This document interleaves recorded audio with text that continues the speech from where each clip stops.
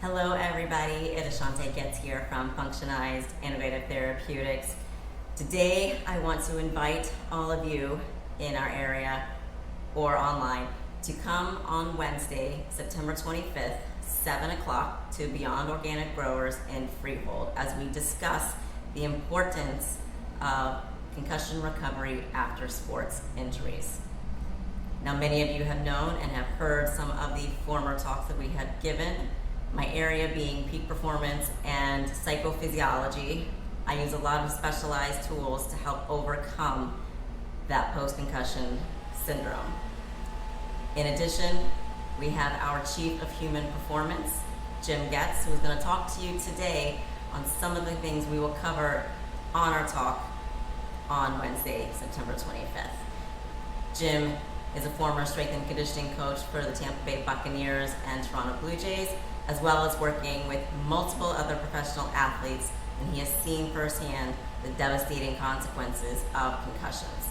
He's also board certified in chiropractic and physiotherapies, and the creator of the Fit Lab here, which is the most effective, efficient, and proven form of fitness training and health management.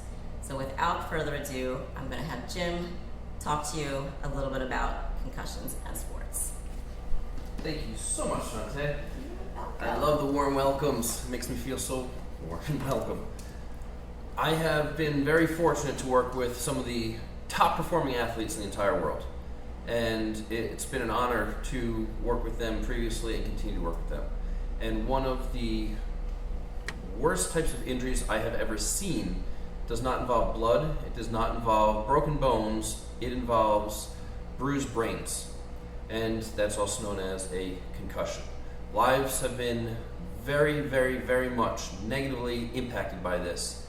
And as adamant as I am about this, the one thing that I have seen, especially in youth sports, is unfortunately parents know it's important, but don't consider it that important until their child already has a concussion. They take their child to the hospital and then they do a baseline concussion test then, after they've already had the concussion. Parents can't figure out my son or daughter, they are unfortunately, their schoolwork, their grades have gone down, they have headaches all the time now and don't contribute it to that actual traumatic concussion that has occurred. Get your child baseline concussion tested. I can't say this enough. Get them tested today. Right now. Call us, 848-444-9032. Again, 848-444-9032.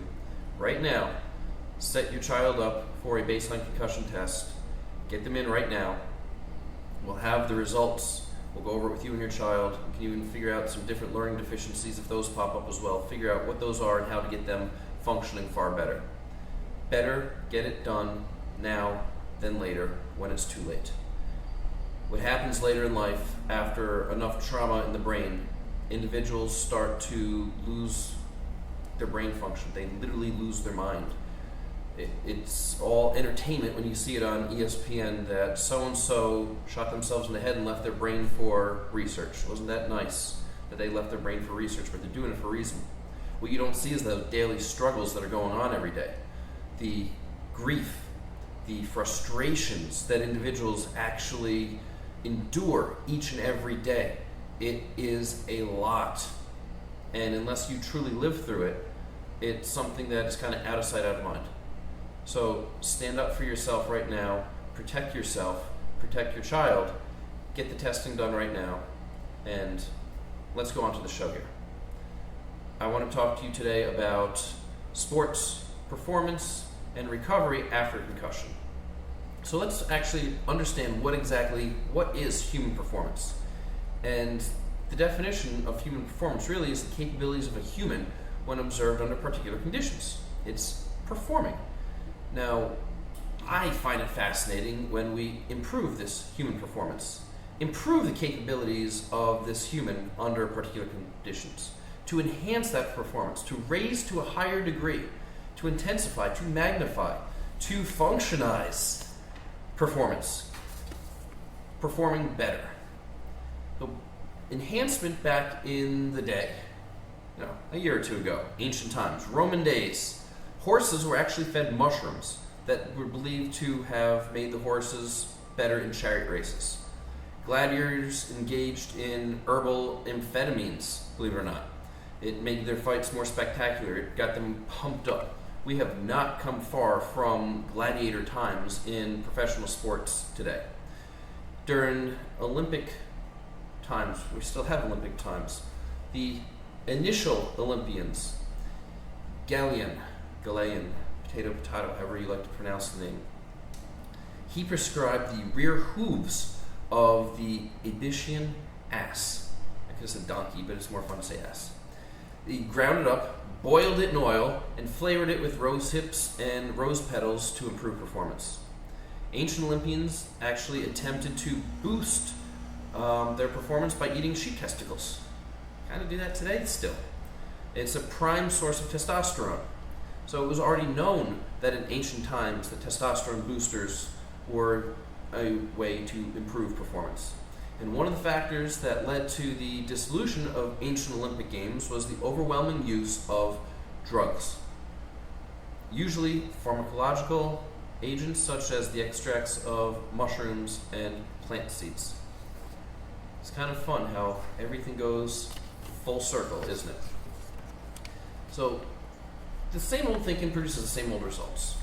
If you don't change something, nothing changes, right? So let's break down performance here. You can improve visceral performance, which is your organs, metabolic or cellular performance, musculoskeletal performance, neurological performance, and cardiovascular performance. You have a process and a reaction. The neuro performance continuum. You can have limited performance all the way to elite ultimate performance. You go from Alzheimer's all the way to being a professional athlete and everywhere in between. So what really is the purpose of a brain? I know it sounds kind of silly, but without actually knowing the purpose of something, how do we know how it works? So in improving human performance, your brain is responsible for every single function, from the thought that you do to the movement that you do. Whether you think about that movement or not, your brain is solely responsible. There are steps to increase human and sport performance. Number one, identify how the athlete perceives the world. You assess their senses from vision, olfaction, hearing, taste, proprioception, and the vestibular system. Assess the reactions and reflexes, understand their autonomic responses, balance, gait, and as I said, vestibular. Balance is pertinent and crucial. 2, examine how the athlete interacts with the world. We evaluate how their pre-programmed movements occur, saccades, optokinetics, their volitional movements, visual target holding, eye tracking, timing, coordination, dexterity, reaction time. Number 3, examine how the athlete actually processes the world. Evaluate cognition. You can use digital symbol matching, trail marking tests, short and long-term memory, choice RTs, reaction times, evaluate emotion. You can use different testing such as the SS36 and the symptom-specific medical outcome tools. Number 4, always establish the baseline. That's what I was talking about before. Get the baseline testing done. Number 5, create a dynamic and customized training program. There's observations, understanding, and an objective. You put all this together, you get a plan. Let me go over a patient case here. We're going to call the patient Bob. Why not? So Bob, 19-year-old professional hockey player. 2 years post-concussion with protracted symptoms. There's a daily persistent headache. It's graded a 4 out of 10 and it spikes to an 8 out of 10, and that occurs with physical activity. He has the UPDRS grade of 3 of right finger to thumb with the loss of amplitude and 4 hesitations. There's dysmetria, finger to nose, with eyes closed on the right side. Posturography, 15% discrepancy in stability between head left and right, 59% left, 74% right, with eyes closed on phone. Increased latency of saccades bilaterally, Left eye isodeviation and difficulty breaking accommodation.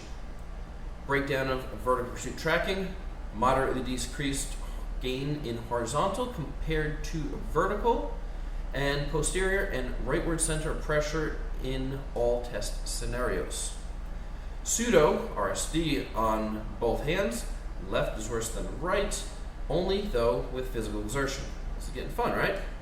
He's got a negative MR, and he's not on any medication or supplements, believe it or not, being a 19-year-old professional hockey player. His goals after receiving a concussion is he wants to play hockey again. He'd actually really at this point just be happy to get on the ice again and not have his symptoms spike. For the last 18 months, he hasn't been able to skate whatsoever. He wants to do some exercises. This is where the functional neurology comes into play, that he can do at home, gets his life back. Some measurable goals that we'd like him to achieve: to be able to just skate for 10 minutes and have a spike of symptoms less than a 6 out of 10 at this point, and a 75% reduction in constant headaches. Really go from a 4 out of 10 to a 1 out of 10. Our goals for Bob, the hockey player, is any reduction in symptom. A reduction of grade 3 finger to thumb to a grade 1 would be great. Accuracy of the finger to nose with eyes closed bilaterally. Less than 5% discrepancy between head right and left.